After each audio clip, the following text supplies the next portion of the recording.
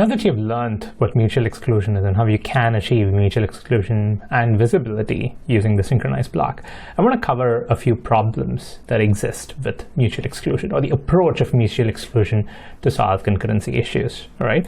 So if you were to think about what are the ways to handle concurrency issues based on what we've learned so far, there are a bunch of things you can do. First of all, if you don't have shared state, then there are no concurrency issues, right? We learned that from our prime number calculation example. Each thread is going off and doing its own thing and not sharing data between multiple threads, then you don't have a problem at all to begin with, okay? Simple solution to concurrency issues if you can design a system without any shared state.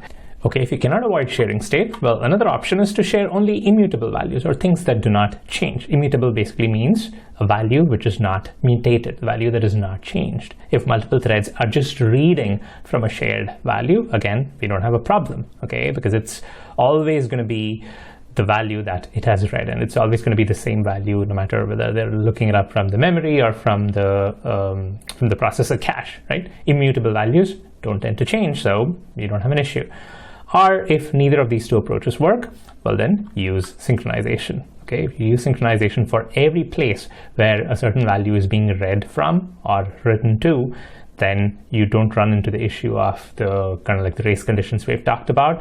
Again, you got to be careful about what you're going to synchronize with, and then what is the data element you use. As long as you're using the right values, you should be fine, and you're going to handle concurrency issues well, right? If you do either of these three options, and then you have a piece of code, you have your application which handles concurrency issues using one of these three steps, everywhere where there could potentially be a concurrency issue, then your code is set to be what's called thread safe. Okay, this is a terminology you're going to hear a lot. You see, okay, is this piece of code thread safe? What it means is, well, is there a possibility of race conditions if a particular piece of code is run by multiple threads? Okay, when you say something is thread safe, it means it doesn't matter how many threads run this thing concurrently. The code has been written in such a way that it is going to avoid causing race conditions. All right, so this is thread safe. Thread safety is very tricky to determine. It's again comes with experience. You can look at a bunch of synchronized code and go, well, this code uses synchronized block. Is it thread safe? Well, it's hard to tell because it really depends on what the synchronized block is surrounding and what is the data element. You got to make sure you're doing the right thing. It's almost a bit of an art when it comes to using these primitives for building thread safety. Okay, but let's assume you've done that. Have we solved the problem? Have we solved concurrency? Right? Have we got all the tools at our disposal to not have concurrency issues ever again in Java? Well, as you might imagine, the answer is no, right? There are a bunch of disadvantages with using some of these approaches. I'm going to talk about the disadvantages of using the synchronized block itself, because if you're using the other stuff, if you can have threads which don't share state, or if you have just immutable state that's shared, well, that's great, but it's not realistic. And realistically, you're going to be using synchronized block. Well, what's the problem with synchronized block?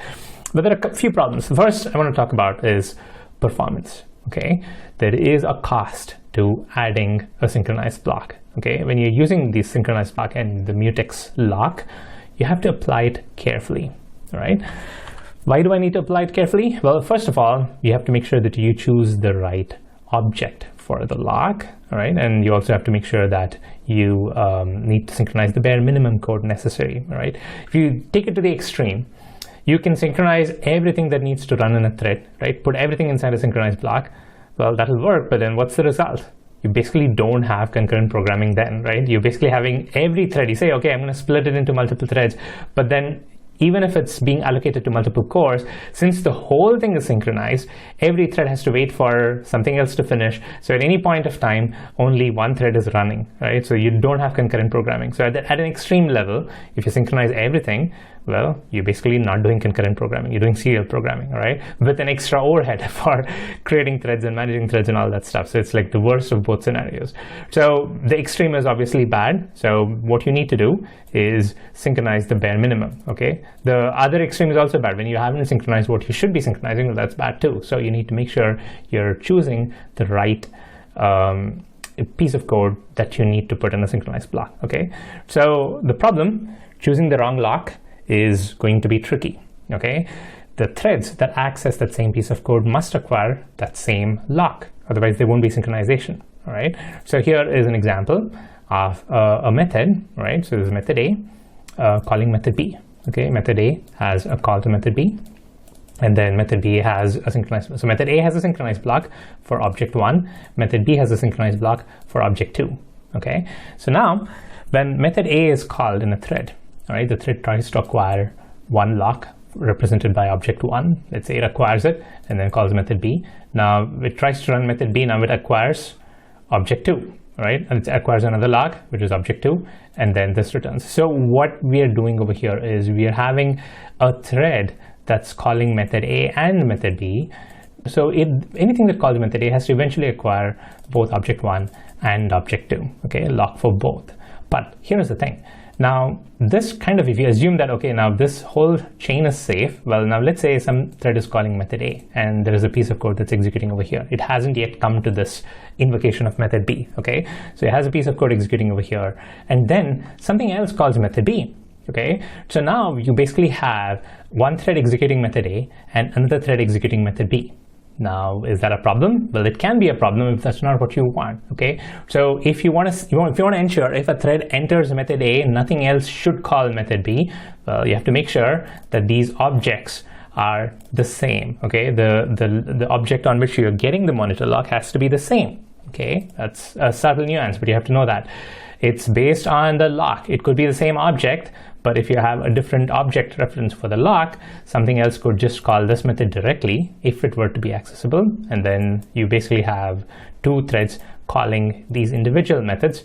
And then, well, this particular thread, when it comes to this invocation, might detect, hey, something else is using this object and it has method B synchronized, but then you don't have these two methods synchronized at the same time, okay? Something for you to remember. Make sure you choose the right object for the lock. Most of the times this reference works fairly well, but again, you have to make sure that you're choosing the right thing. The second problem we already talked about is extreme synchronization. If you do too much synchronization, you have non-concurrent code. You basically have serial code, all right? So you want to avoid that. You want to make sure that you're choosing the right block to synchronize in addition to the right data to synchronize. In addition to these two problems, there is a bigger problem that you need to be aware of, and that is something called liveness. Liveness is a property of concurrent programs. You can take a concurrent program and say how much of liveness a particular program has, right? A particular piece of code has. So let me explain what liveness is in the next tutorial.